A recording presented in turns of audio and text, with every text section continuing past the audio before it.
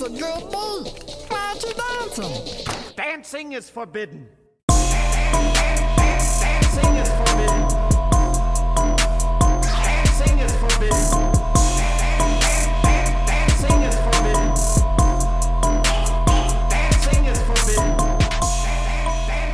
Dancing is forbidden. Yoo-hoo, running crew, welcome to Dancing is Forbidden. I am Ronnie, lifelong fan of and one-time voice on Aqua Teen Hunger Force. And on this podcast, we are watching through and talking about every Aqua Teen episode, one episode at a time. And the episode we are watching through and talking about this week is Season 6, Episode 3, She Creature. Listen, y'all, name this tune.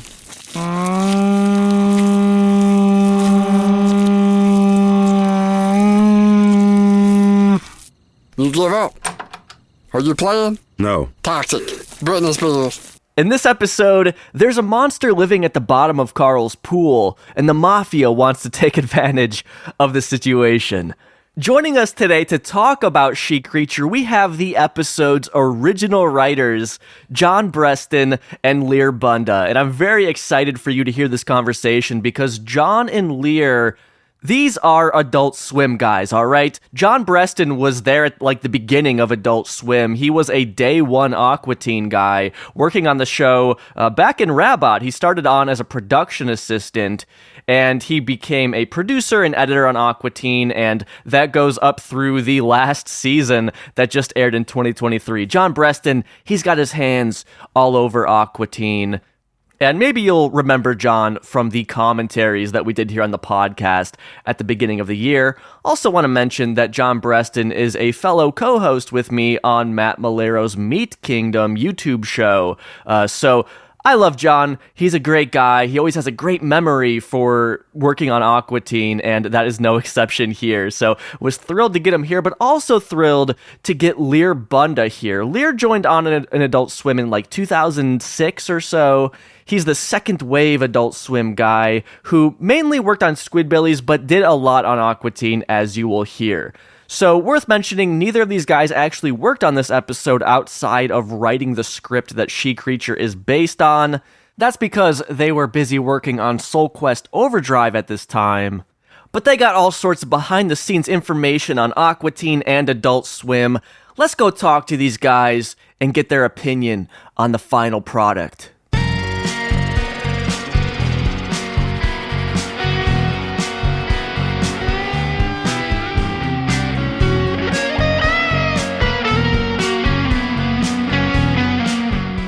Here we are, joining me, John Brestan. John, where are you calling in from? Atlanta, Georgia. Well, barely, but yes, Atlanta. Where's that? Is that important to Aqua Teen or no?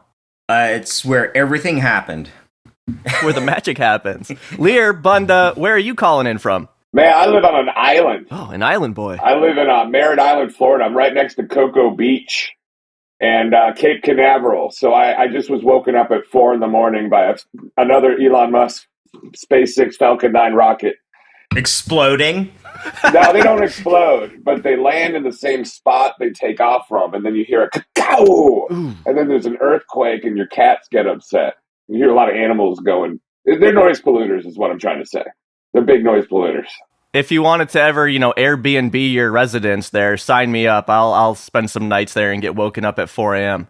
I do. My house is an Airbnb. We'll get to that. Oh, okay, perfect. Any listeners out there? We will get to that. For those of you who came in to hear about the Airbnb situation I got going. Wait, is this an ad? Yes. It's not on the list. You got to find me. It's a Learbnb. He has his own app, and this is the only residence on it. That's right. It's a very specific app. Well, guys, I'm so excited to have you here. You guys did not work on She Creature, although I do have a little side note to that. One of you kind of sort of did. But you guys wrote the script that this episode is based on. So to start us off with this whole story here, how did you guys come to start writing this script? Lear pestered the absolute crap out of me. Yeah. He had this pitch. He had this idea. And everyone else was submitting spec scripts, and I was like, I don't care, man. I just really don't care. And Lear was just like, John, we got to get in on this. Like, okay, tell me later. And then he told me the pitch, which was Shake is renting out Frylock's bedroom window to drifters so they could watch Carl have sex in the pool. And then I was like, all right, there's something there. And then we just went out to a bar, and then Lear, I don't know, we were at a bar. We're at a lot of bars. Bar crawl while writing a script. But let's take a step back here. If you've got let's take a step back. That's my thing. That's like my segment. So my dad was a pool guy. We moved to Florida in the 80s. My family did. And, word travels fast in the pool guy community when something wild happens. And this guy, now my dad's a hot tub guy. That's a totally different ball game. They're two different worlds. Don't. He sold you a hot tub. I've been in that hot tub. No, you haven't. I wouldn't let you in. You're disgusting. Anywho, so some guy who was cleaning this pool, doing pool maintenance in a large apartment complex, decided to put his something or other into the pool suction jet. And it must have felt great for a while, but what happens is, with a pool of that magnitude, it created a vacuum where he was unable to pull his wanger out of the pool. Are we allowed to say wanger on this? Yes. Yeah, I'll allow it. Okay, good. So he got stuck in the pool. They had to, first of all, if it kept sucking more, it was going to suck his intestines out through his wanger and kill him. So they had to cut him out of the pool. Everybody at the apartment complex was watching at this point, smoking cigarettes, going guys, fucking pool, quick. So that was Jaws of life. Yeah, so that's where that, Jaws of life. Get the pool cutter in here. Hot tub guys going, that never happened in a hot tub. These pool guys are jokes. Anyway, that's the backstory of kind of the inciting incident, you would say. Most of these Aqua Teens have a little open, and then something crazy happens, and and then there's a twist. Whoa! Yeah. There's a twist. Well, I mean, that makes a lot of sense because what struck me most about this episode was we get the most of Carl's pool that we ever get throughout the show. Most of this episode takes place at the pool, so I certainly see where, the original script would have influenced that. There's been pool-centric episodes. I'm going to interject here. There are probably, 5 pool-centric episodes, I would think. Or 10, maybe. You think so, John? Just the pool episodes? Name some other ones. The pool features a lot. I mean, there's a rocket underneath Frylock built, and they go to Banana Planet. There's he puts racing stripes on of neon. It shows up, but it's Ham not. Banana was invented in it, yeah. But 70% of an episode happening around a pool, I don't think ever happened before. At least up and not until this point. Maybe later, because I don't know all the episodes after this point, but certainly up until this point. You haven't watched the show? This is your first watch? This actually was, I think, my first time watching this episode was for this podcast episode. Okay, cool. Yeah, we're on the same page. I couldn't get my HBO to work, so I haven't even seen it finished yet. I don't think I've seen it. Yeah. So that kind of goes into my next question of when you guys saw it or didn't see it, what were kind of your thoughts? Surely lots of stuff were changed from your script. 90%. Mm-hmm. I would say 80-20. There's that rule, the 80-20 rule. Yeah. But I think, though, that we had the inciting incident and then we had the outro, which I think was one of John's ideas or something. Probably. It's one of us. Don't put that evil on me. Don't put that evil on me. Well, let me ask you guys, because you were both editors on Aqua Teen at certain points, were you disappointed to not edit on the episode that you helped write? I think it's like a conflict of interest situation. I think I was relieved. Yeah, me too. I was so happy I was not on it. Adult Swim had 10 edit suites that were all making shows, except for the bump guys that were just all about 3 or 4 suites. Ooh, here's a sentence. I wrote a sentence. And we're writing whole scripts, and they're check out this new sentence. And so they were we didn't really talk to them much because they were so busy writing sentences. There's a meeting. Let's have a meeting to write a sentence. Hey, we're not the bumps. We don't have the bumps. I spent a lot of time in Michael Cahill's Smoker's Alley. Lazo. Did you ever guest bump? I did guest bumps for a week. That was fun. I did.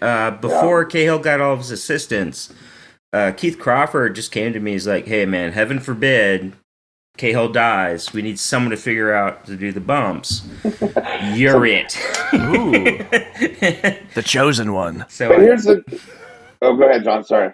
no, I mean, there's nothing to it. Just like Cahill went on vacation for a week and there was no one, and I was the newest editor. It's like, all right, you got to learn Avid. You got 2 days. And For the viewers at home, it was like this angry dude that made the bumps.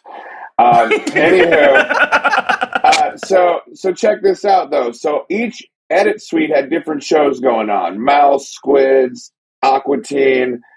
I was edit 11 at one point.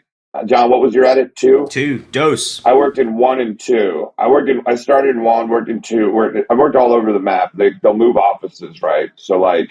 No, just Anyway, you. Just you, man. Yeah, Because they didn't like you. just me, yeah. But then there was a row of offices where you go to where they're like phasing you out. So I'm like, I know what's going on this row. Remember that back row, John? Everyone that worked back there would get fired. Or they quit or threatened to kill somebody and got fired. Yeah, all that stuff. So anyway, I would say this, Ronnie, to answer your question. I think different people's personalities and sense of humors work better on different shows. And I think that the producers were really good at being like, this is a kind of a crazy, absurd one. Let's give it to Lear. This is an action one. Let's give it to John. Like Robots Everywhere is my favorite Aqua Teen, and John did that one. So, I think the first one I came on with was Grim Reaper Gutters. Oh, that's a good one. Yeah. Yeah. No, it's a clip show. But yeah, it was a good one. A little bit. I did that one. I did a whole bunch. I'd have to look at it. But me and John got to work together on a couple, and those were fun. Like the Marines. We knocked Marines out of the park. Great episode. Yeah. Well, that's because Dave was out of town. And, because Dave was out of the country. He's like, all right, I trust you guys to not fuck anything up. And Malera would come in, and I'd pitch just crazy ideas. And Malera was like, that's it. It's in the show. It's like, I came up with because Dave loves cats. So I had the idea of like, what if, because Shake always shows up in the middle of the conversation knowing what's going on. What if we play into that idea of like, you just hear sound effects of power tools and Shake's just on the other side of the house torturing cats. And he comes in with like a power drill and a cat's head. And Dave came back, saw it, and was like, what the fucking fuck? Yeah. What the? And then, but everyone's like, guys, it's kind of funny. He's like, all right, team meeting, who thinks it's funny? And everyone said, it's funny. He's like, damn it. Outvoted. All right. We're leaving the cat torture thing. But I would say this. John claims that Dave loves cats, right? But John has the same car he had from high school with one cassette in it, and it's Cats the Musical. So I would say that you like cats. A lot more. I like Andrew Lloyd Webber. Yeah, and Dave, you said Dave was out of town, then you said he was out of the country. I think he was off planet, John. Anyway. There's a lot of inconsistencies with my story. I want to say, my understanding is the reason you guys weren't working on Aqua Teen during this season, because you worked on the show before and you will work on the show after season 6 here, is because you were working on Soul Quest Overdrive. I don't want to get too into that, but could you tell us a little bit about that and this period? Are you making a spin-off podcast about Soul Quest next? Yes. All 5 episodes of it. Well, 5 half episodes. Those though, but like we had story element credits on Aqua Teen. Damn it, my earbud! Hold on. No, butt anyway, down. Aqua Teen. Man down. They pretty much only gave. They didn't give out any writers credits, I think, on that show besides Matt and Dave. So, but Soul Quest, I think me and John, we were able to get credits on those shows. And we edited all of them. Have you seen them all? A long time ago, but yeah. I don't feel that's accurate. What? We're on Wikipedia, dude. Go to Wikipedia, bro. I can't change apps. My computer will explode. It's like 8 years old. Yeah, John has this same computer that he had in high school, and there's only one album on it, and it's the Cats album. Yeah. Nice. No, what happened was Matt and Dave were out of the country simultaneously. And then before Dave left, he was like, Ned, you're in charge. Nick, John, make Bible fruit, and don't fuck this up. Yeah, I worked on Bible Fruit too. Yeah. I did that handheld camera shot, POV. It was like Carl walked in with the VHS. Yes, yeah. I did that POV shot. Oh. My favorite shot was the jump where the mango jumps up and grabs the bottle and jumps down. There was a couple of things. Like, it's funny. Like, the editors of these shows, like, do you really know the production model? Has anyone, like, explained it to you? How these shows work? God, like, exhaustively. Yeah, and the audience knows as well, yeah. The audience knows. I mean, they're basically like, they record it and they go, Lear, here's a script. We'll talk to you in 2 months. Make it funny to a blind person. And then we make it funny visually to a deaf person. And then we have a blind and deaf person watch the show, and then they give us notes, and then we consolidate them. Oh my gosh. Yeah, Helen Kell is just touching the screen. The braille cut, yeah. Yeah, she should have been credited on Bible Fruit. The electrical impulses don't make me laugh. Now, Bible Fruit was, it was mainly me, Nick, and Lear. Ned would walk in every now and then, just like, I don't give a shit, then he'd leave. Fuck this. Yeah, but like, Ronnie, here's what you gotta understand. Like, when the shows get further along, like, there was always like a quorum where like they would bring everybody into this room, and then like everyone would give last ideas or thoughts or clear up confusion. So like, in a way, everyone kind of worked on like every episode except that one guy that they didn't want there. But aside from that, no, you didn't get invited a lot. You just didn't want to come. It's true. It's so true. I did not want to be in those meetings because they hated everything I came up with. But yeah, let's go back to, it's like the concept of a tough room. Did you ever hear how the Onion makes their articles? Like 20 people pitch 400 ideas every Monday, and they only take like the top 15. So it's like that. This is what's called like a tough room, where like if someone says a bad idea, they're like, couple more of those, we'll never have you back in the room again. So it's like, that's kind of how that room works. And certain people can hang in the room and certain people can't. But we were here to talk about Shakreature. Shakreature. I'll get you back on topic here. John's all over the map today.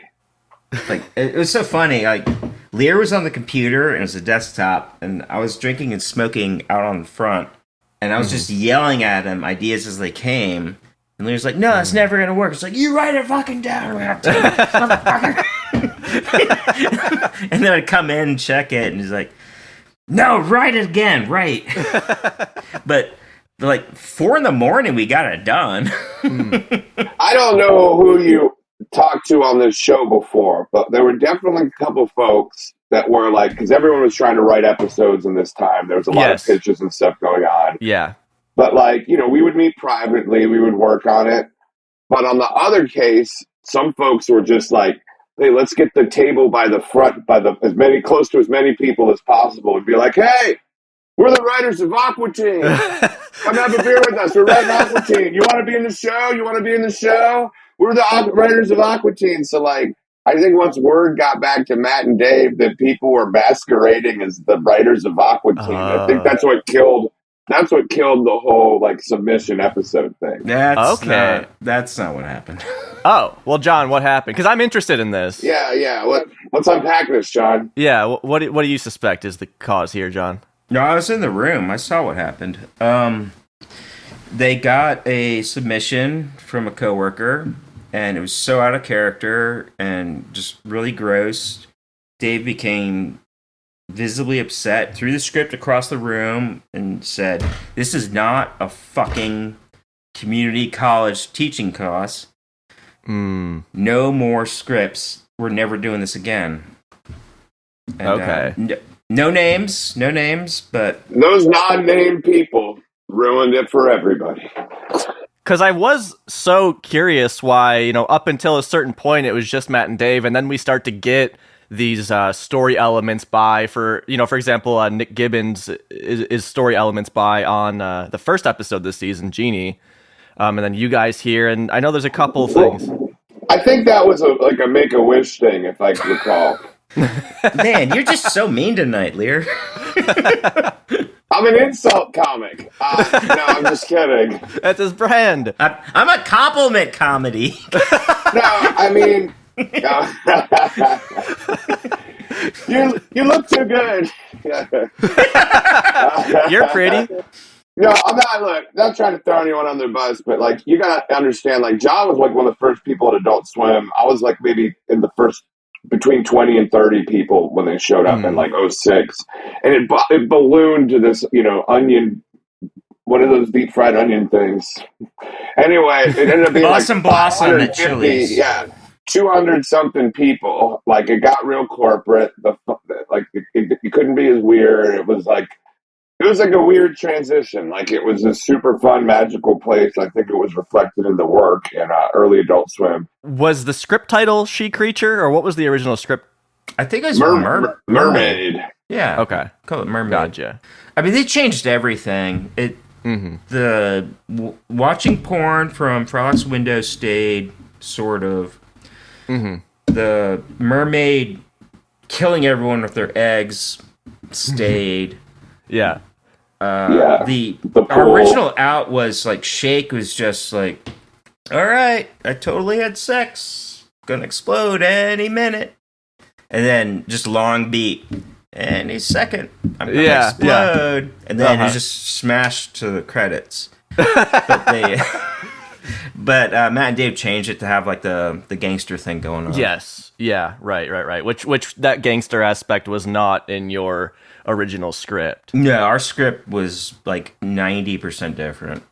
Sure. 80%. There were still some one-liners in there. 80-20. All right, boys. Let's jump into it here. She Creature. It made its Adult Swim debut on April 12th, 2009. However, if you had the Volume 6 DVD, which came out in December of 2008, you could have caught this one about 4 months before it aired on Adult Swim. For the super fans out there. What do you think about that, John? Wait, what? Well, I've never... All right, thanks. Bye, guys. This was good.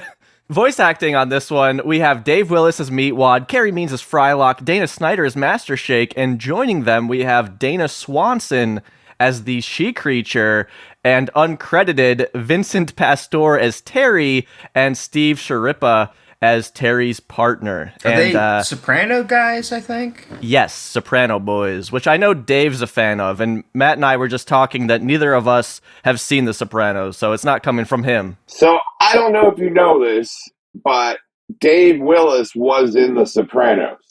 Oh. Yeah, he played Johnny Spaghetti in The Sopranos. Oh, I've seen this. He was in 5 seasons, and then Dana Snyder also played Dr. Cusimano and from The Sopranos. So I made all those videos with Dave. Those are really funny. The studio, and I edited them. And there's 5 of them that aren't there's one where it's the ending of the show. You know how it famously ended to black. It's just Dave walking in with an assault rifle, looking around. He's like, I'm gonna whack you, Tony Soprano, and then he shoots him 100 times, and that's the definitive ending of the show. Well, She Creature here, edited by Mr. J. Wade Edwards. Opening in on this episode, we open it on Frylock, and he's digging a hole to plant some trees. And Carl runs up and offers for Frylock to take a dip in his filthy, disgusting pool, which is a big change of pace from, Mr. Get Out of My Friggin' Pool. So we know something's up here. And we learn why. There's some sort of creature living in there. So during this clip, Carl will attempt to skim the pool, only for the skimmer to get yanked into the pool by whatever's living down there. How about you come over and take a dip? Cool off. Beat the heat. Nah, no thanks, Carl. I did get rid of the water moccasins. Oh, there's something else down there that I can't explain. But you don't bother me. It don't bother you. Yeah, I'm planting a row of trees so I ain't gotta look at that mosquito breeding ground that you're running over listen there. to you. Here we go. Relax, it's cool. I filled the pool with DEET, and that'll kill anything. Fill the pool with DEET. So, Lear, you grew up in the pool cleansing business. Oh, yeah. Is DEET the go-to here? Is this what you might be using? I mean, isn't DEET diatomaceous earth? That's No, what it comes down to. absolutely not. Absolutely not. I guess I'm uninformed on what DEET is. I know it's a funny word, but You my spray dad it. transitioned to more of a hot tub guy, so I'm not really up to That's speed where the on all money this is. pool stuff. Yeah. Yeah, so I don't know. What's DEET, John? What do we got here? It's a insect repellent that causes cancer, and we cover it. You cover yourself with it, but no mosquito bites. So, hey, man. Worth it. I am trying to do a flash mob rave where everyone has lights on them behind a mosquito truck while it's just pumping DEET out, and everyone's just like dancing, walking around. Like, yeah, we should put that in one of our other projects. We still work together on stuff. Yeah. This day. The lasers will look great coming through that cloud of insect repellent. Yeah, I like, just if you see the mosquito truck, just go run behind it. Catch it. Breathe it in. Well, as John revealed, DEET, I don't know how safe it is, and Meatwad doesn't care, because Meatwad's going to run up. He's going to jump in the pool regardless. He doesn't care what's going on. He's going to be saying DEET over and over again. Shake's going to come up. He's angry about the trees, and then he will leave, and then Meatwad will get eaten by the sea creature in the pool. What the hell are you planting? This is a rental! You don't get your money back! Plus, I'm just gonna chop those down! I may! You don't turn your back on me!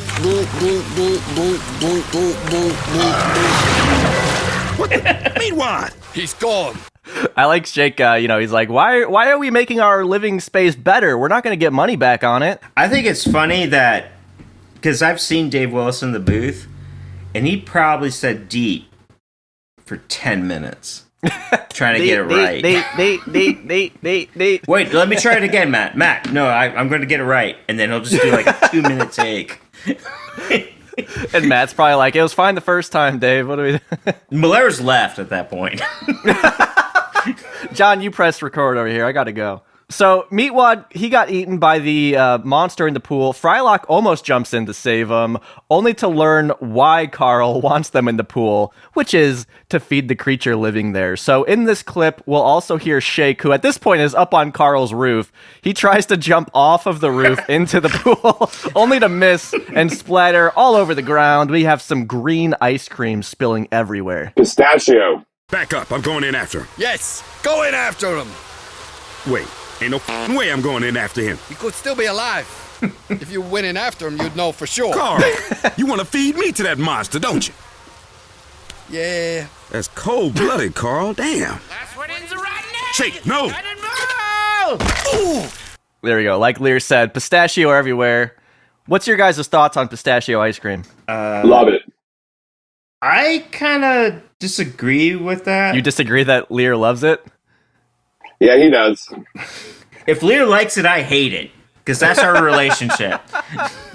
Yeah. I feel like the first episode kind of pigeonholed us in these weird things, and like they animated Shake splurting something out of his straw, and it was pistachio, and there's like one line, and then we had to stick with it. But like maybe there's like an ice machine, like the thing that's always broken at McDonald's, and he like recharges or something. But like we lock ourselves into.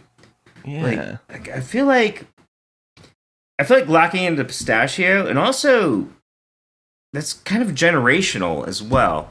Like I don't know anyone our age or younger who eats pistachios. Well, I have a pistachio jacket that I was ready to Lear is donning a beautiful pistachio jacket here. I'm doubling down on pistachio. I'm doubling down. Meatwad, he just got eaten by whatever the hell's in Carl's pool, and Frylock is still determined to save him. But this time we see Frylock. He is now equipped with full-body armored scuba suits. Carl has him hoisted up on the Rent-A-Hoist, first seen in Season 1, Episode 16's PDA. But before he can lower Frylock, his mobster cousin Terry shows up with a dead body and almost executes Carl. Lower me slowly. Over. Hang on here, tough guy. Oh, hey, Terry. I thought we were conducting this conference call tomorrow morning. Boss says he wants it done now. Or he'll take your other nut. Listen to this guy busting my ball. Balls. I got two. We gotta talk about this publicly. Maybe you ought to think about that the next time you bet 20 G's for the Jets to cover. Well, you told me the inside dope was that the other team had the flesh-eating virus. You getting smart with me, huh? Smart guy? On a trip down a flight of stairs, huh? Have an accident in your pathetic life? You're pathetic.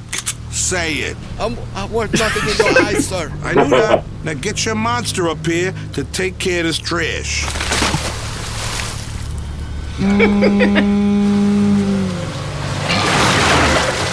That's how they summon the monsters, by blowing a conch shell. Yeah. So we have these Sopranos guys here. Were there any On the podcast? No, yeah, they're coming in. No, in the Aqua Teen episode. I'm curious, like, what are some of your guys' favorite guest stars that you had on Aqua Teen? Well, you're not allowed to name any of them because they're all uncredited with fake names. Hypothetically, let's say if they weren't in SAG. I was mainly a Squidbillies editor, but I did a lot of Aqua Teens in between. As far as that, I mean, Tara Patrick was pretty awesome. In Grim that, Reaper Gutters, Grim yeah. Reaper Gutters. Jumbo, that was a fun one. I worked on that one too. Remember Jumbo, John? Yeah. Shake has a BB in his head or something, and he's hallucinating everywhere. Yeah, I mean, like, sometimes when they would come into town, they would record lines. So, like, I got to meet, like, Ralphie May one time for Squidbillies, and we got to go to lunch. It was me, Ned, and Ralphie May, and he was just sexually harassing every single employee of this barbecue place. He's like, bend over, babe, I got a knife that's going to slice you up your back. Like, slice you in the back. It's like, Jesus Christ, man. It's like, this guy was unhinged. Yeah. But I'll tell you, one day, I don't think they ever used him, but they were like, Lear, can you go keep this guy entertained at Jay's office? There's no one to entertain this guy. Because I was like, I would like pick people up from the airport. I'd drive them around. I'd be their driver for a week. So like on the Aqua Teen Live thing, 100th episode, I was H. John Benjamin's like concierge, and he bought me a hat, and he helped me. He drew a stick figure porn for this magazine I'm making, this adult magazine I'm making. Are you still working it? Because that episode was like 15 years ago. It's all in progress. It's getting there. Anyway, yeah, I think sometimes it was cool because they were in person, but like a lot of the records were remote in some capacity. But the funnest person to work with audio-wise for me was probably Fred Armisen. Oh, sure. Yeah. So I don't know, who was he on Aqua Teen, John? I know he was the Mexican dude on Squidbillies. He showed up a few times playing utility players, but he was Squid Jesus on Squids. Oh, gotcha. Well, we work with a lot of scratch audio, so like temporary placeholder audio until they record the person. John, what about you? You don't really nerd out about anybody except for that cat, Mr. and Mrs. Mephistopheles or something. If he was doing a mall appearance, John would be like, Rum Tum Tugger and Skimble Shakes the Railroad Cat is my favorite song from the Andrew Lloyd Webber masterpiece, which is Cats. I want to talk about Terry in this episode, who is Carl's cousin, who is threatening to kill him.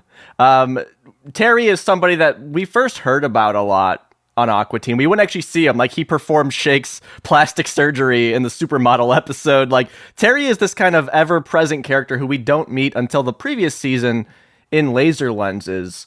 Now we see him again here, and he is threatening to kill Carl, his cousin. So, we already knew he was a bad guy. I guess it's not surprising, but I'm still surprised by it.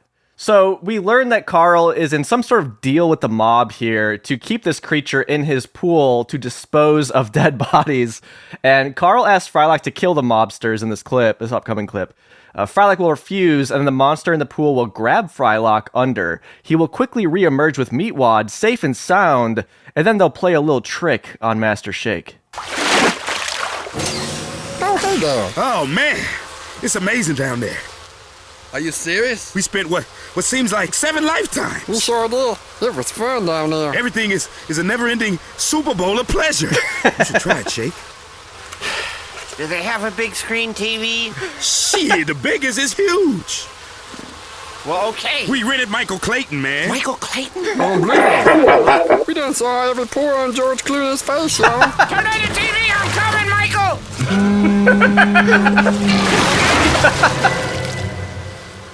Wow. So it's cool down there? Hell no, man. It's a pain, unlike any I've ever felt my entire life. Oh, yeah. We was digested and defecated and digested and defecated and digested. Okay, I get the picture. All of that within the span of like a couple seconds that they're actually under there. Like they're not down there that long, but I guess time works differently when you're in the pool. It's Inception. Every level. Yeah, Blu-ray there. I forgot that Blu-ray is that old. I'm annoyed that after the movie, we rebuilt all of the elements. We worked so hard to up-res the entire show. So after the movie in 2007, everything 08 going forward, we finished in 16 by 9, 1080p. And it's never been released on DVD and Blu-ray. Right. Like, yeah. I have the file. Like, you can get it digitally if you buy it. But they haven't put it on physical media. Yeah, there's a big box, though, that has a bunch of goodies in it. Like, I worked on all the Terror phones. You ever watch those? Yes, yeah, no, that's coming up in this episode. Oh, yeah, Sweet. Jay made all those, I think. Jay did really great work. Yeah, Terraphone is amazing. I think learning editing and to Jay Edwards, that guy taught me everything I knew. Jay taught me everything I know. He taught me everything I know, and I've only talked to him like 3 times. You got to watch his film. He's got a short film named Tiki Puka Puka. It's really good. Yeah, and a long film called Stomp, Shout, Scream, which actually turns 20 this year. Oh, don't make me feel old. Oh, I'm sorry. I'm sorry. Look, I want to mention here we have the Frylock and Meatwad playing a trick on Master Shake, getting him to jump into the pool voluntarily, which reminds me of Season 2, Episode 16's Brood Witch, about 6 years earlier, because Meatwad does the same thing to Shake, because Meatwad eats the sandwich, goes to the other realm or whatever, and then comes back and he tells Shake, yeah, it's so great, you got to go do it. Hey, and, hey, man, we repeat ourselves. You can't make 160 episodes and not repeat yourself. I mean, it's a good joke. I'm not mad about it. So yeah, it reminded me of that episode. Turns out though, in our next clip, Shake is okay, except his hand is missing. He kind of resurfaces. His hand's missing. Whatever, it's fine. Frylock decides that they need to treat Carl's pool. Yeah, exactly. They have to do something about this disgusting pool that Carl's got going on. You know, they could have called Lear's dad, but at this point, perhaps he's in the hot tub business. So Frylock decides they need to treat Carl's pool. Meatwad's going to be hanging out with Frylock while he shovels treatment into the pool, and he sounds a lot like Mitch Hedberg in this clip. Carl's gonna be so happy and surprised, and then happy, and surprised, and then happy, and then surprised. Then the surprise will wear off, because he will have seen it for a time. But he'll still be happy. What are you doing to my pool? Then the surprise will have worn off, but he'll still be happy. I like Carl. He's mad that they're cleaning out his pool. He's not pleased by this whatsoever. What do you think about this, John? I don't know why, but this reminds me of this time I was scraping the paint off of the back of Dave's house. Oh, And just that's another like- job you'd have to do as someone who worked on Aqua Teen? When I was a PA, Dave would mildly, I'm not saying abuse, I wanted to, because he gave me a gift card to Applebee's. Aw. But you need a sandblaster, man. You can't. You got a used gift card to Applebee's. There's about $4 left on this. If I wanted to go to Applebee's, he declined. Nah, I got no comments. It's a solid joke. I like it. No notes on this one. No notes. Dave did a good job. Man, Dave. One side fact we neglected to think. So I was a freelance employee for like 10 years or something. And some editors were staff, some were freelancers. So I had my own business. And someone got paid for this episode and someone didn't. I'm still bitter about that. Yeah, he worked for the company, so he didn't get they just owned all his ideas. So I didn't know my ideas, so I got paid. Every thought. So Lear got the check, and I got a attaboy. Actually, they paid me an Applebee's gift cards. So Yeah, but they were unused. yeah, It was a full $20. But it was Applebee's. Yeah, he said Thanks. the Apple Store. It was Applebee's. Same thing, right? Applebee's, Apple Store, whatever.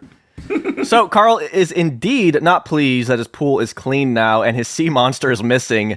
Terry is dropping off a package that night, and Carl's ass is grass if there isn't a monster to dispose of this body. Frylock will make some remarks that crime doesn't pay, but Carl points out that it indeed does. So Frylock hatches a little plan here, and when I say hatches, that's foreshadowing. It's nighttime now. The mobsters are coming to drop off the body, but instead of the monster in the pool responding to the conch shell, it's Frylock and his laser eyes. Good sumo wrestlers. When I say take a dive, you take a fucking dive, you fat I don't think he understood English. Well, he's about to be sushi, so blow the fucking horn. I love that line. The water looks clear. Where's that big fucking fish? You rang. Oh! Yeah, Fryman! Relax, Carl. They're only stunned. Just until the authorities can arrive. Authorities? Oh, you out of your mind? Shoot him again, in the head! Nope, that's not how I roll, dog, and you know it. Okay, now when do I cut off the fingertips? After I check the teeth for gold. Take your eye lasers and cut their heads off! So that's Shake and Meatwad. They're like mutilating the bodies at this point, cutting the fingers off with like bolt cutters or something. That sumo wrestler joke is one of my favorite jokes of all times. I love that joke. Do you guys have any history with sumo? I've never seen sumo in real life or anything like that. I mean, I know some big dudes. They'd excel at it, but they're not professionals. I was considering getting into it, like moving to Japan and that being like the next chapter of my life, but I probably missed out on my sumo eligibility.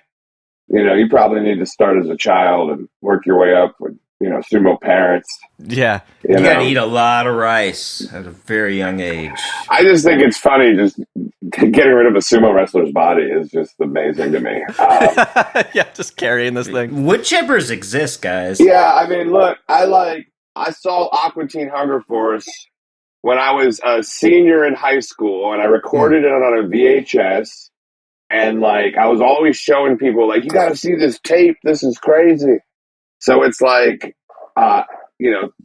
used to get shared. Mask of Death? Well, things used to get shared differently back then. There were no clips. There was you had to call someone and be like, put on this channel, something weird's on. There was just a whole, there was a different magic to it kind of when it began. I think the show has a lot of heart, and I think that at the end of the day, they're all really good guys, except for Shake. And yeah, but yeah, I'd say working with Clay was really cool. I miss Clay. He was a real Dr. Weird or whatever. We used to go to lunch all the time. And Lear, let me get an appetizer with your Applebee's gift card. Let me use it. I'd like some crab rangoons. That is literally what Clay sounded like. Yeah, he had this deep voice, and we had a lot of animator lunches in Atlanta where anybody in the community that wanted to get into animation could come and meet people and collaborate on stuff. Same with Matt Jenkins used to run that stuff. But So at this point, the mobsters are knocked out. Frylock won't cut their heads off. It's not his style. However, while in the pool, the filter gives his dick area a good old feel in there, and Carl's got to try it out. Whoa. I feel a little tug from this filter. This jet is quite pleasurable, actually. Jet. Move over, it's my pool. All right, damn. Oh yeah. feels pretty good. Time, so I can think about my past and some of the poor choices I've made. And so you can jerk off in there. Yeah, maybe off in here too. Carl's literally, we see him humping the pool. He's just standing there oh yeah. Carl gets laid a lot. Yeah, he's getting laid by his pool. Hey man, It counts. It counts, man. The Aqua Teens, they leave Carl to pleasure himself in the pool. I mean, it's his property. He can do what he wants, I guess. Meatwad plays some songs on the conch shell. He plays "Toxic" by Britney Spears, amongst other songs. Of course, it just sounds like brrr. It doesn't actually sound like a song. What are you saying, conch, Sal? It's conch. I'm from Florida. Is it really conch? It's pronounced conch. I ate conch fritters the other morning I try to eat as much conch as I can down here in Florida. Conch goes hard. Northerners pronounce it conch, but it's pronounced No, conch. they don't. Lear, that's why you're here as the foremost Resident pool Floridian. cleanliness and conch I'm from expert. Florida. I grew up in Florida. Well, you left. You're a state trader, John. You moved to You're a Georgia. trader. You're a Georgia guy.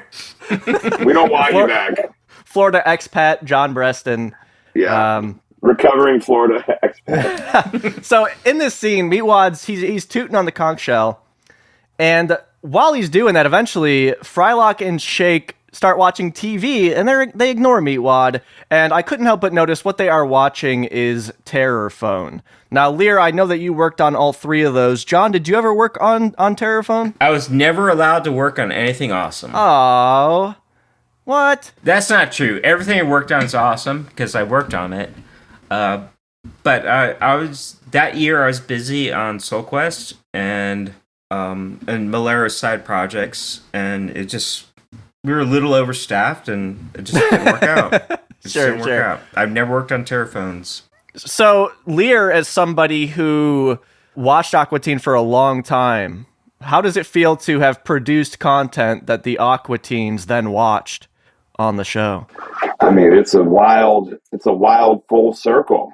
Hell yeah. You know, has no sides. It's like a strange circle. An Pie doesn't even Ouroboros? apply to Yeah, it. the Ouroboros of Aqua Teen. A snaky. Yeah, I think the Terraphone shoots were all really fun.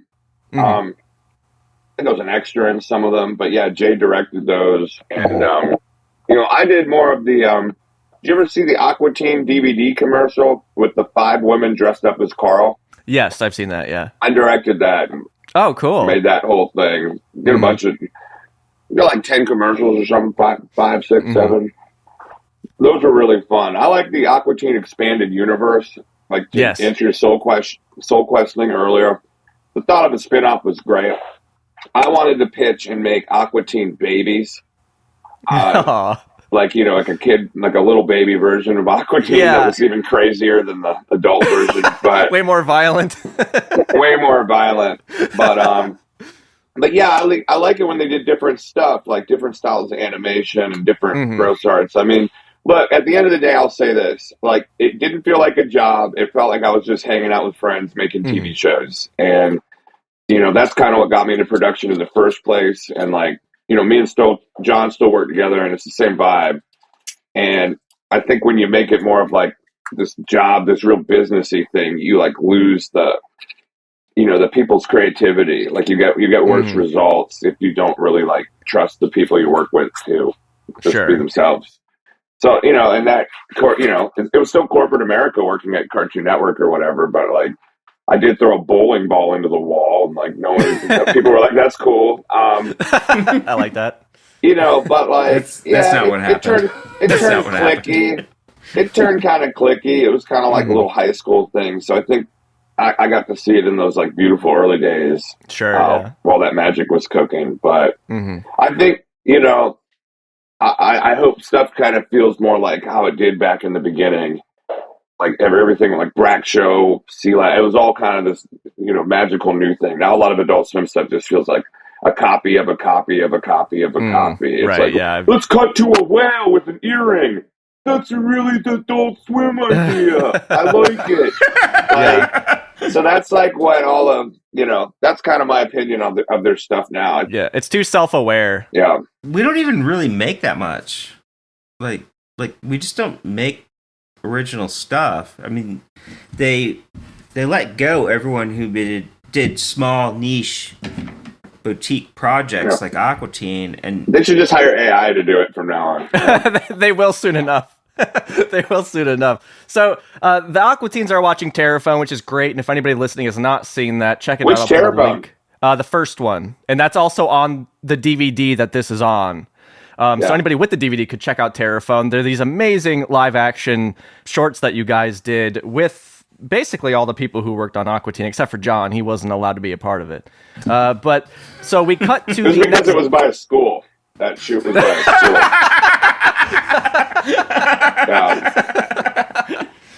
But you know, I'll allow it.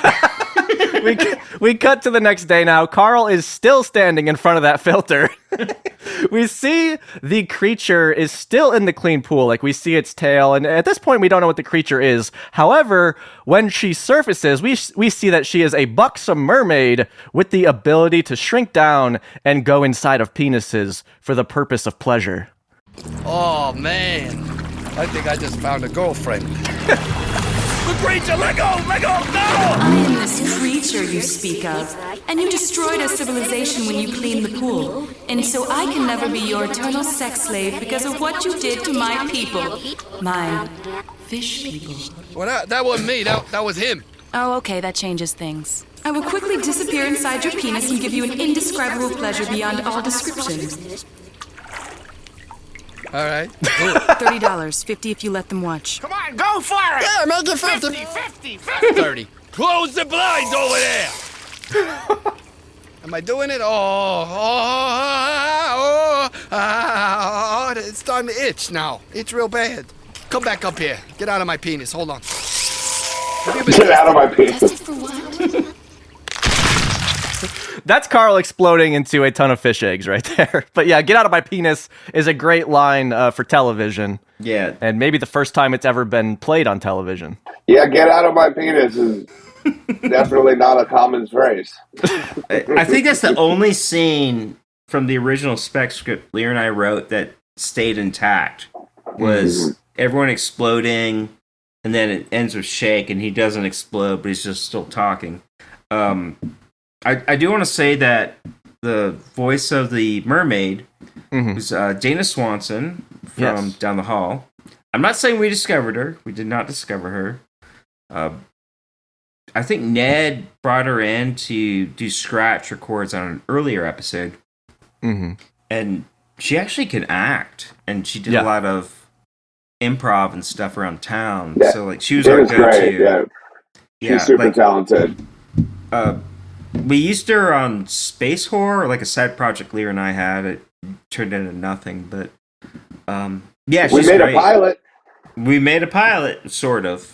Not really. You didn't ask, but me and John made a show about what was it? The greatest prostitute in space that was on a journey.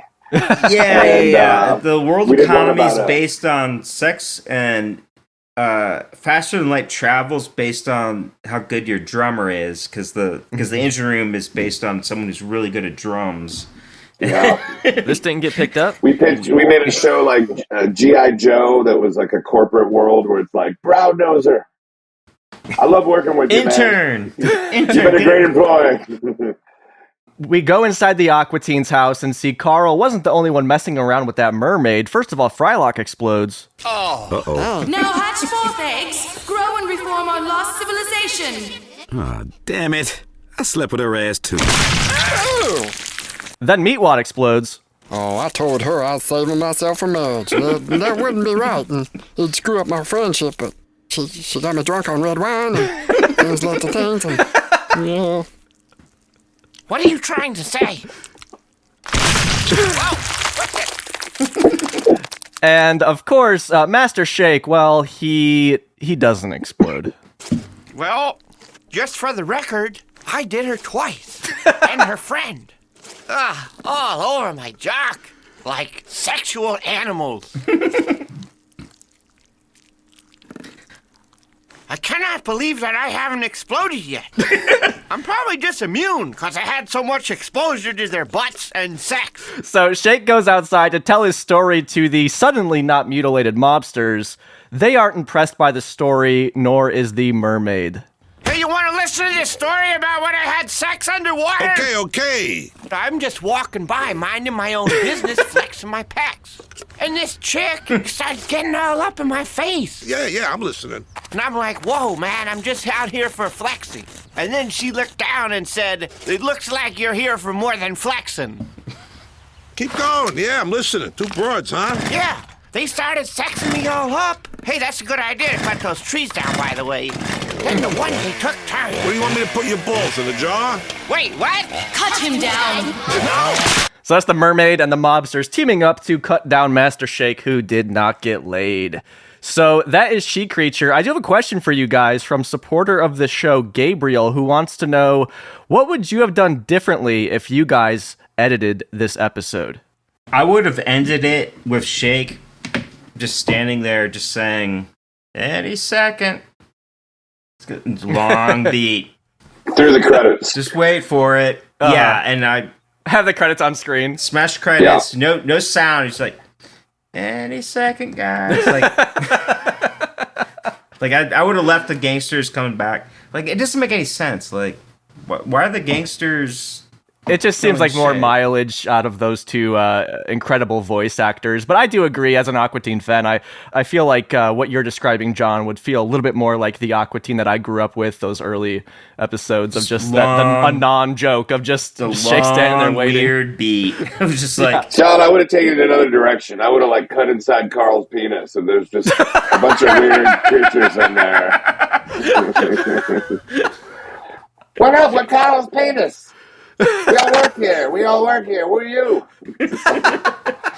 The whole civilization inside of Carl's dick. They're just waving the sperm in, the eggs in. Yeah. Well, guys, it was such a treat to have you on here. First of all, what can you say? What are you working on these days that you can tell us about? I ain't doing shit. Well, you're waiting tables, so we're gonna come visit you at the restaurant. Lear's got a million things he wants to talk about. No, I don't.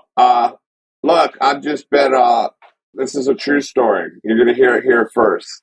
My friend who works at this questionable hotel in Cocoa Beach, Florida, and these people were like, hey, we're out of here. Their luggage was packed. We're not paying. We found this bag full of bed bugs.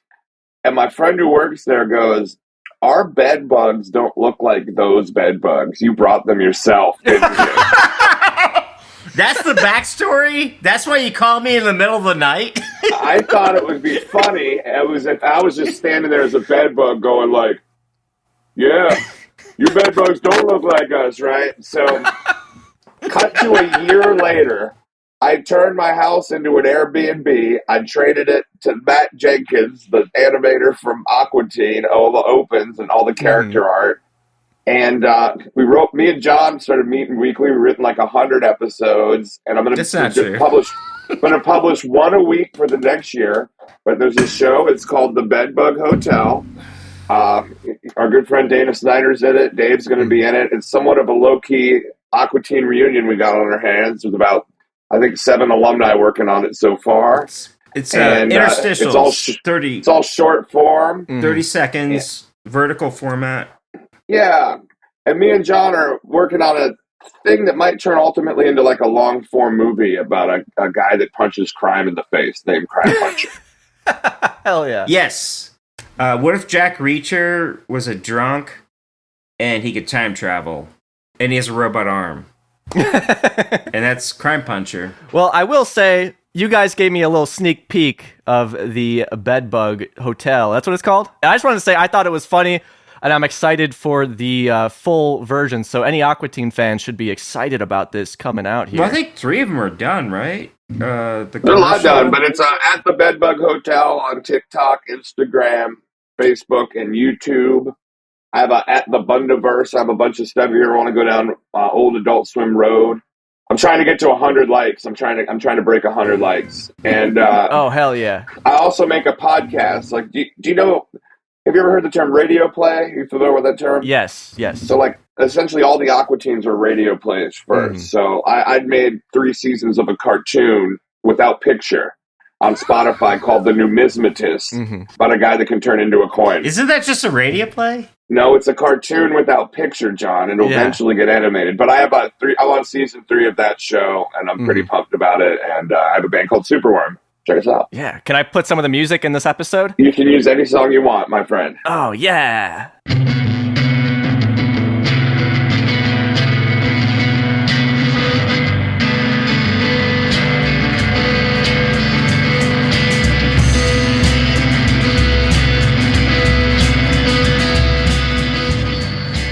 thank you, Lear, for letting me play some Superworm on this podcast. It was Superworm with neon signs that led us into that interview and Sandworm playing us out here. One thing I want to touch on that I found very interesting about this was hearing Lear and John talk about the current state of Adult Swim. Because, you and I, as just fans of Adult Swim, we see it as this entity, right? Oh, the Adult Swim aesthetic. It's just this vague thing that exists.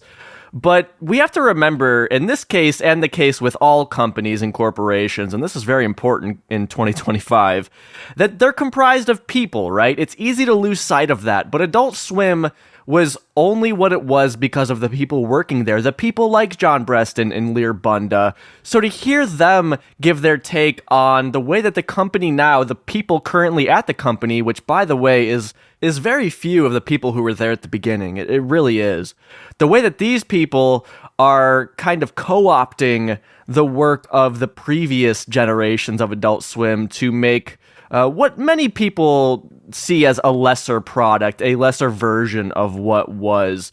For us as fans, it's just like something we noticed over time, but for these guys, understandably, it's personal, right? It's like, well, that was my comedy style that you then took and are using to make money off of something else. So just some food for thought there. That you're only kind of going to get when you hear these guys themselves talk about this. So I really want to thank John and Lear for taking their time out to do this podcast episode. I should say many more great tidbits on the very end of this podcast, so stick around to hear some more just kind of random things that we got into during the course of that conversation. And again, I hope you're excited for the Bedbug Hotel. I did see some snippets of it, and we do have Dana Snyder, voice of Master Shake, doing some lines on that. Visually, there were some Aqua Teen things that you might recognize, and really excited for that to come out. So when that is out, of course, I will be telling you here on the podcast. And hey, since we're talking about one kind of soft Aqua Teen reunion with the Bedbug Hotel, why don't I give you a little update here on the cartoon that Aqua Teen co-creator Matt Malero and I are working on. We're chugging away on whenever I have time here and there to work on it. I actually was able to put out a little preview, a little snippet, like a work-in-progress clip of the first half of the first episode. Now, these are shorts. They'll be about a minute long, maybe even shorter. So this is only a 30-second clip that we have out. But really excited to finally share it. I'll put a link to this in the podcast description to this episode if you would like to see it. I'll talk more about this when the full thing is out, but just fun to get this out here. And thank you to everybody who's been supportive of this over on Instagram where I posted it. And it's crazy to see there's already fan art coming out for this thing that's not even out yet. So thank you to the folks who have been hard at work with their pencils, getting some fan art made. It really makes Matt and I excited to continue on with this. I'm doing the artwork here. I don't consider myself much of an artist, but I guess if I'm making art, then I, by default, that's how that works, right? I guess I am one. But it's great to see this fan art coming out, which is much better than anything that I could do on this show. But hey, you like Adult Swim stuff, you'll be fine with this visual aesthetic, I suspect. So that's really it. We don't even have a name for this yet. That's why I haven't told you what it's called. We don't have a name decided. Well, we still have some time to figure these things out, but it was nice to get a visual out here. And speaking of Matt and I, if you're looking for something else to listen to, we were just on the Radio Labyrinth podcast this past month. So if you want to hang out with us there, Radio Labyrinth is hosted by Tim Andrews, who was on some Aqua Teen and Squidbillies as well. He's a huge fan of this stuff, and he put together a trivia battle between Matt and I. So Matt and I competed in Aqua Teen trivia, and it was so freaking close between us. It was unbelievable, like fractions of a point between us. But who is the winner in the Aqua Teen trivia? You'll have to go watch that and find out. That is the Radio Labyrinth podcast. Link to that in the description to this podcast episode. Actually, at the very beginning there's also the preview of the cartoon that Matt and I are working on. That's why I got it done for that podcast episode. Unfortunately, we didn't really touch on it or talk about it that much on the podcast, but you could see it there as well. So that was a lot of fun going on the Radio Labyrinth podcast. And want to mention, again, I mentioned up top that I do Meat Kingdom with Matt. That is, you can find that at meatkingdom.net. And some of our past guests this past month have been Andy Merrill, who plays Oglethorpe on Aqua Teen and is also Brack. That was a really fun conversation. John Brestan is on that one as well. It's a really great time. And then our most recent episode, as of this recording, was with Gary Anthony Williams, who was the sit-upon bike in the episode of Aqua Teen that I was in, Get Lit Upon a Sit-upon. But Gary Anthony Williams, you might know him as Uncle Ruckus on Boondocks, who is gotta be one of my favorite performances of all time. That character is nuts. He was also Stevie's dad on Malcolm in the Middle, which I didn't realize. He was in Soul Plane, Undercover Brother. He was in Clone Wars, all sorts of stuff. Gary Anthony Williams. Now he's on Whose Line Is It Anyway? A true professional. It was such a blast to talk with Gary. So again, you could find all this at meatkingdom.net. Having so much fun getting to tag along with Matt. I really shouldn't be there on these conversations, but I am. Getting to tag along because these are Matt's friends, and I just get to hang out and have a good time with them. So hopefully you're enjoying those videos if you are checking them out. Hey, guess what? Somebody left us a little message over at dancingisforbidden.com, a little tippity-type text message. We had Shane M. with a question here. Shane asked, do you like Squidbillies? If so, who's your favorite character? Well, Shane, I gotta tell you, yes, I like Squidbillies. Growing up, I'm talking like in 2005, 2006, my parents didn't really like Aqua Teen a lot. They just didn't get it. But my dad, who spent some time growing up in the South, he loved Squidbillies, so he'd always have Squidbillies on. When it was on, he'd be laughing at it, so that was a show that we would watch together. And the second part to your question, who's my favorite character? It's gotta be Rusty. Damn, Daddy! Love me some Rusty. Squidbillies, a great show. By the people, for the people, as I always say. And by always, I mean right now. So thank you, Shane. And we have a voice message here. Longtime listener Lurvinator is coming in hot with some certified journalism on this one. Prepare yourself. What's up, Ronnie? It's Lurvinator here. So I am catching up on the episodes, and I'm going through Dummy Love right now, and I wanted to answer a question that you had at the beginning, which is, was Aqua Teen around in 10,000 BC? So we can actually answer this question with the power of history, science, and Google. Now, canonically speaking, from the credits, the earliest point in history that the Aqua Teens show up in is the building of the pyramids. So, if we look at when those were built, the pyramids were built between 2600 BC and 2500 BC. So basically between those two centuries, I guess. Unless if you subscribe to the theory that aliens built it. But still, anyway, 2600 BC is probably when the earliest point when we're able to observe the Aqua Teens in Earth, right? So to answer your question, no. The Aqua Teens were not around in 10,000 BC. But technically, they were, because of Oog. So I hope that helps. Keep up the good work. Lurvinator, thank you so much for spending the time to dig into this. In fact, I am so impressed by your research and the conclusion that you've drawn here that I would like to award you the Dancing is Forbidden Title of Excellency in Answers and Information for the podcasting medium. So that is yours. You can put that on any sort of, resume you have, any sort of dating profile that you're setting up, and I will certainly back it up in a court of law if you are in fact sued over anything relating to any answers that you ever give. So thank you so much for looking into that, Lurvinator. I forgot that I even asked about that because my brain was just so traumatized by not knowing the answer that when I heard your answer, it actually brought back many other traumas that I have since tried to forget, and now I'm remembering. So I'm actually much worse off now that you have answered it. So thank you very much for that. So Lurvinator, you're a legend. If you would like to submit your own voice message like Lurvinator did, then you can head on over to dancingisforbidden.com to do that. You can leave a voicemail right there on the website because it's 2025 and we have the technology. to leave messages via websites now. What a time to be alive. And speaking of a time to be alive, what's worth living for next month? What's going on the podcast next month? Well, if you look at the episode list, you could figure out, all right, Ronnie is going to be talking about Chick Magnet. And you're right, Chick Magnet, a great episode, one I have seen, as opposed to She Creature here, which I had just seen for the podcast. Chick Magnet, a fun episode, and guess who's joining me here, huh? Guess who? Come on, guess.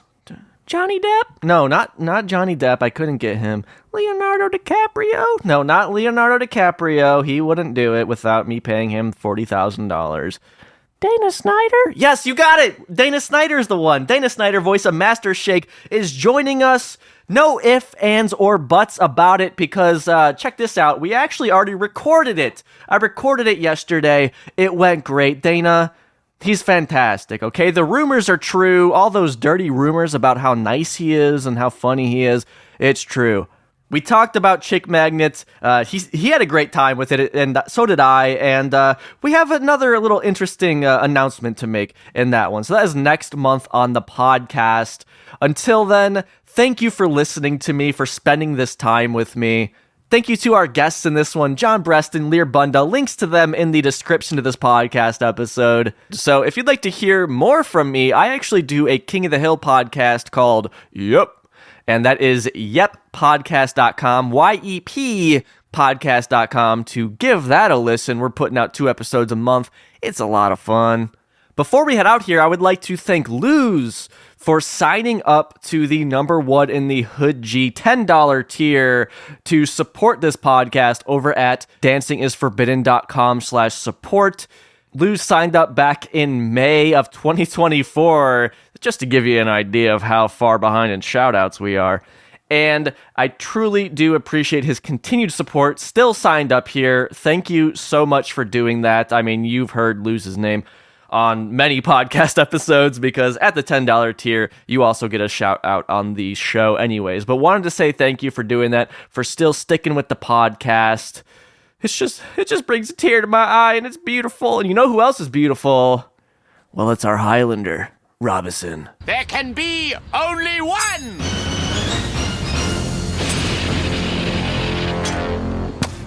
There's only one episode of Aqua Teen that I know of that takes place basically the entire time at Carl's pool, just like there's only one Robinson. And of course, gotta thank our #1 in the Hood G tier patrons, Ian, Captain Buford, Nick, Jason, Lecheratone69, Swimwiki, Lurvinator, Jonathan, Luz, UK No Tamashi, and Forrest. If I had a pool, you guys would be allowed to come over and use the suction jet system any day of the week. Have a great month. I'll see ya at the first Monday in November. Dana Snyder's coming along. We're talking Chick Magnet. It's a good time. See you then. Till then, keep it cool. Take it easy. Bye-bye.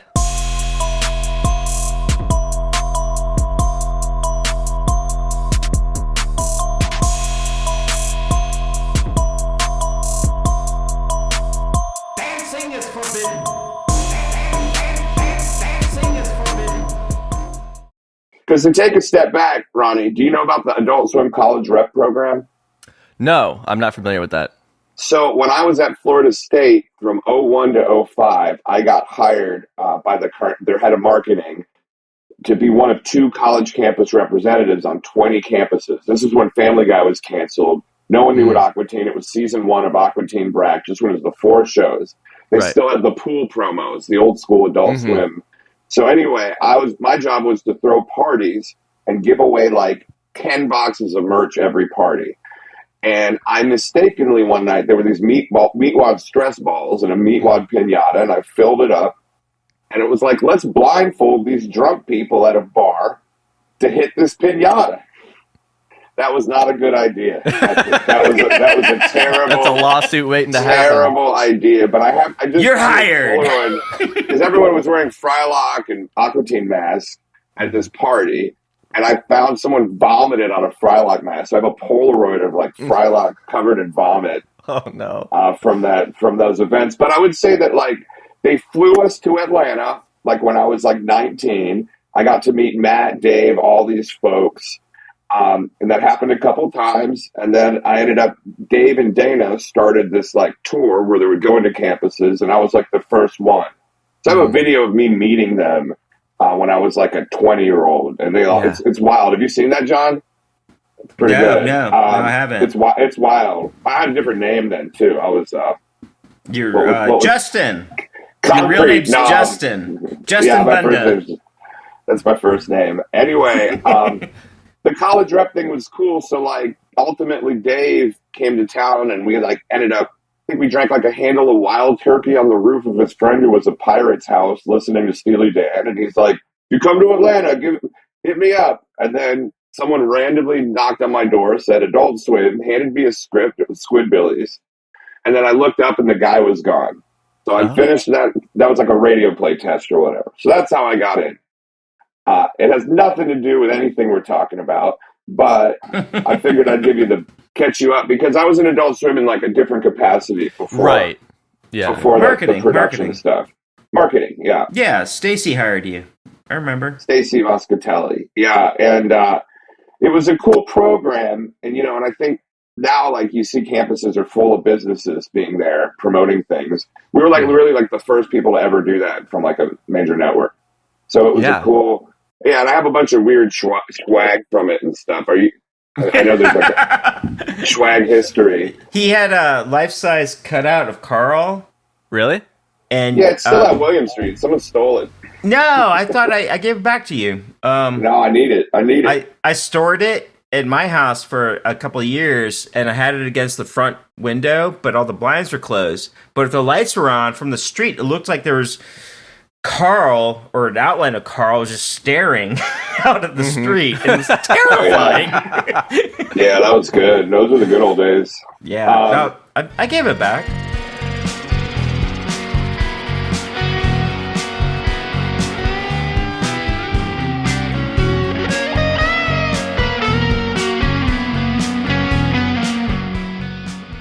There's still some one-liners in there. I mean, I did the same thing with Squidbillies and got some thing in there. John really has to say something, so I really have to say something. What is it? Monologue. I actually forgets it.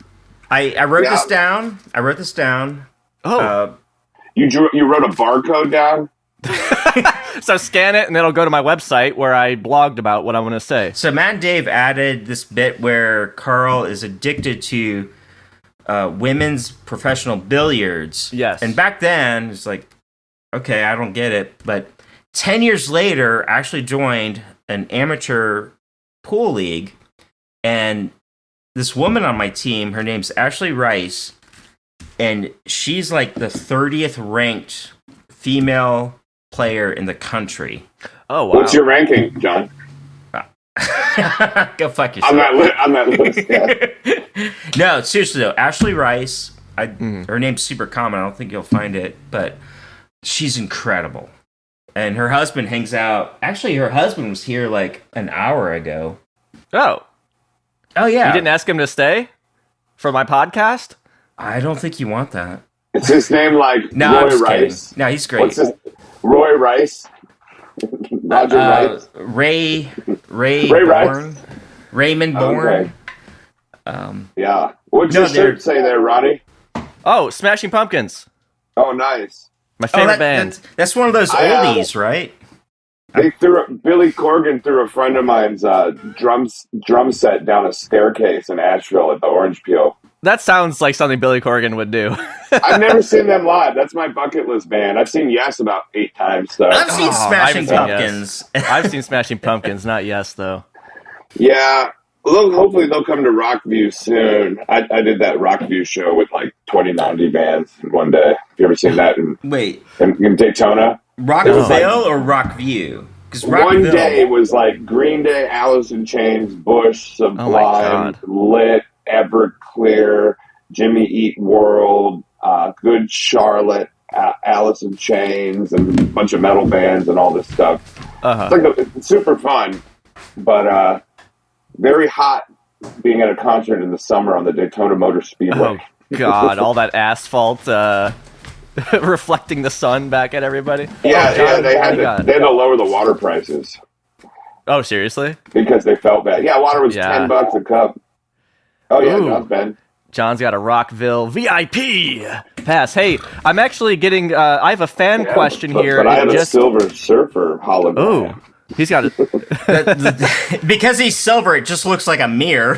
Yeah, I saw myself and it looked good.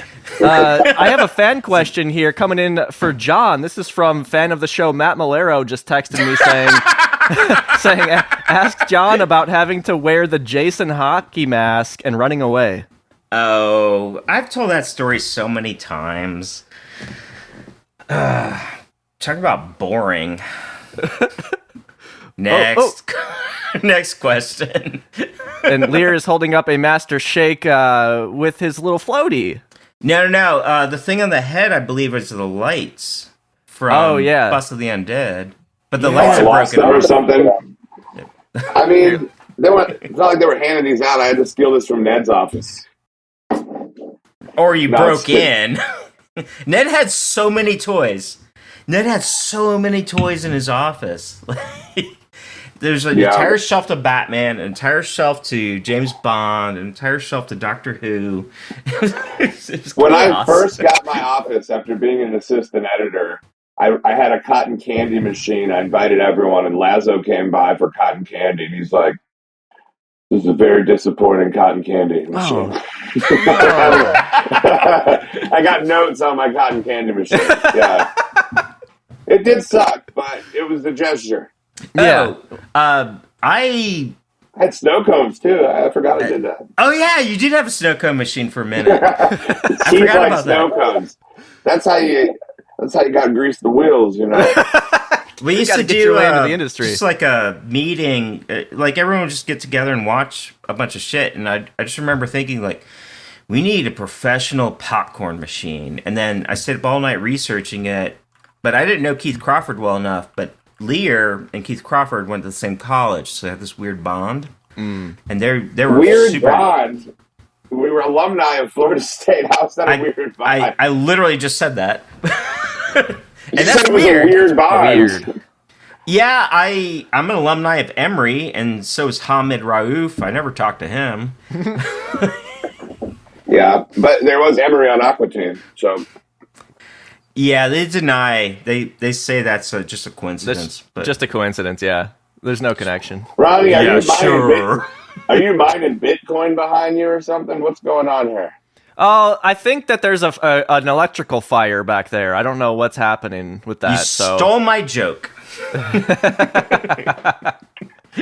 well, guys, let's jump into She Creature here. And Lear, if you have to leave, that's totally understandable. I know we've already gone. No, it's all good. I've got I'm in a band and we're trying to track some drums. Superworm. Yeah, I have a band called Superworm. One word, all caps. Yeah, I've heard your music. It's sexy. Oh, cool. Yeah, we're a spooky beach band, and we only play one song. It's called Superworm. That's all you need. It's just every time it's different. Yeah. He came up with Mortal Kombat, but Mortal Band. And the only song it's called $5 Footlong, and they just say that over and over again for 20 minutes. It's the 12-minute $5 footlong cover. With It is 10 people so from the long. cast of It's on Mortal YouTube. Kombat, yeah. It's ridiculous. For any younger listeners, footlongs used to be $5 instead of $27 like they are now. And 11 inches. Are they only 11 inches now?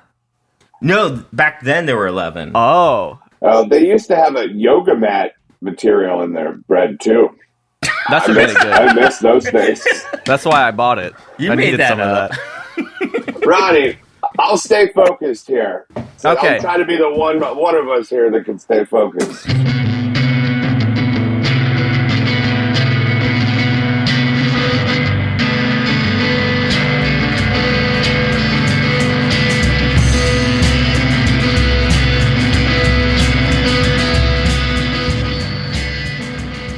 I have all those. You're probably 15 now or something, so you might have missed the Aqua Teen tour. 14. 14? Yeah, but I'll be 16 next year. So that was probably, you were about 1 when we did the Aqua Teen tour. Did you go to that as a baby? I think I was still a fetus, and yeah, my mom was there, so I was trying to listen in up to the... Oh, okay, that counts. Yeah. Well, I don't know. We went to, we did a 29-city House of Blues tour. With a big venue tour, doing the show live with Dana, a Carl lookalike contest winner who had to eat 4 dozen chicken wings on stage every night. That guy ate like 5 pounds of wings every night. It was crazy. That was the intermission, right? And then in Chicago, there was just some dude eating wings on the side. No, it was some dude who competed against multiple dudes to eat wings on the side. But the wing master. It was the greatest 8 weeks of his life. In Chicago, there was he ate 8 like French dips, and he drank a pitcher of au jus. Anyway, so this tour, we made a bunch of specific Aqua Teen, like new content for the tour, and those Soprano things was where we played those. So if you haven't seen the Johnny Spaghetti stuff, it's all on my Instagram these days or my YouTube. Because I did a bunch of Adult Swim commercials that aired for DVDs. Like, I don't know, maybe there's more stuff to talk about in the future when you run out of shows and get to the reviewing the commercials. Yeah. Yeah, and the tour. But I'm sitting on, I have 90 hours of footage from that Aqua Teen tour. I have, I release forms for everyone that was on stage with Dave and Dana. Mm-hmm. And so I'm sitting on like a giant Aqua Teen documentary. It's kind of a time capsule at this point. So I'm probably going to go back and interview everyone, like the Carl guy. Yeah. Like we gave him one of those cameras, like in Avatar. So like he's like, night 4, I've eaten 300 wings so far. So like he did a whole self-interview, like in Avatar. So I don't know. I think I should probably do something with it, but yeah. He shaved his head to look like Carl. Well, is this the guy who was in at the end of this season? There's the live action. Okay, so it's the same guy as in the live action episode. Yeah, and he literally turned into Carl the whole trip. He was acting like Carl. Like he couldn't separate his life and the character. Mm-hmm. And it was everywhere we go. He's like, "You ladies are hot. You want to make out with me? I want a Carl lookalike contest." It's like, no, dude, no. You're wearing sweatpants and green sandals and a white beater. What are you doing? You're covered in chicken wing juice. No. Anyway, but it was funny because I was trying to find this mermaid script and I found the Boston clip. Have you done the Boston episode yet? Yeah, I did. Yeah. Did you watch the show? Yeah. Well, the one that leaked. I know that they went back in the last couple of years and like made a new version of that. I haven't seen that. I made a fake one that leaked. I made a fake one that leaked. It just had black bars and all the words were beeped out. It's really funny. I'll send it to you if you want to see it. Yeah, I'd love to see it. Yeah. If anyone has it, Nick Gibbons has the final Boston because he was in Okay. Have you ever seen the Dickisode uncensored? Yeah, that's on the DVDs. Yeah, that one is. Is it? Yeah. Oh, okay. Yeah, I have I made the animatics like me and John did. So maybe not for this show, but other shows. But like those, I kind of like better than the finished shows. They're like they're a little bit. Well, it's our vision. And then when it goes off to animation, they fuck everything up. It's like, God damn they fuck it up, man. I mean, it looks better, but like, come on, man. Come on, Nate. Josh, what are you guys doing? That is literally... They make Shake so small in the frame. Like, they make him like this tall. Baby but Shake. Shake's The size... Yeah, they hired some kid off Craigslist and he couldn't get the sizes right. So